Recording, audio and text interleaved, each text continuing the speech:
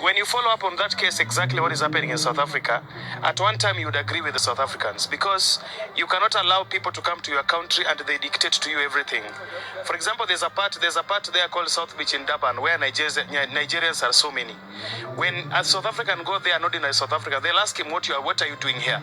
And those are the provocations that even if it happens in Kenya here, it will bring the same reprisal effect because people will still fight.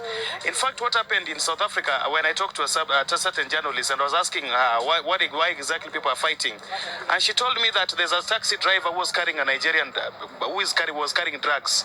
So when this Nigerian guy, when this South African differed with this Nigerian who was carrying drugs on why he's selling drugs to the youth, these Nigerians called their fellow Nigerians and they beat this taxi driver to death. Who was their compatriot who was killed. So one thing I would only ask Africans that we are now going to a global community. We must make sure that we live within the traditions and the norms of the people that we find there. You cannot come to my house and you take my father and you want to be the head of that family. I will fight you. So the unnecessary provocation is not important. But what is going on in South Africa is a big problem that we have to condemn, all of us. The other Africans who have found themselves in the mix, it is unfortunate that it happened, but I think they should be able to find cover on where their people are and even carry their passport to say they are not Nigerians, because the target there is Nigerians. If you go to Congo, they are not comfortable with Nigerians. If you go to Zimbabwe and Zambia, they are not comfortable with Nigerians. In fact, even a country that is close to Nigeria as Ghana have a problem with the Nigerians.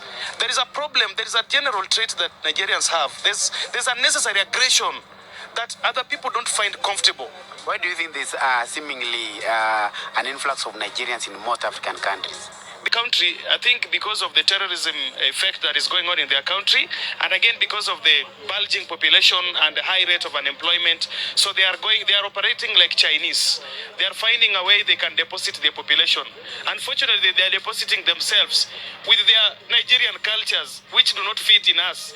Even in Nairobi here, when you go to Kilimani here, we always see Nigerians opening, wanafungua bunduki, wanataka kupigana na the Kenyans. Those kind of things we have to make sure that they stop. If you go to Donholm, they are doing very crazy things with our ladies, and those are the things that in fact, even this week on Sunday, the police arrested 3 people. Some of them were Nigerians with fake money. M-Pesa, they are hacking into our M-Pesa. They are having fake money, illegal trade that are done by these guys. We are only asking Nigerians and other foreigners in our country that let them live within the norms and traditions of the people of that host country, for them to enjoy the freedom and everything that that country brings to them.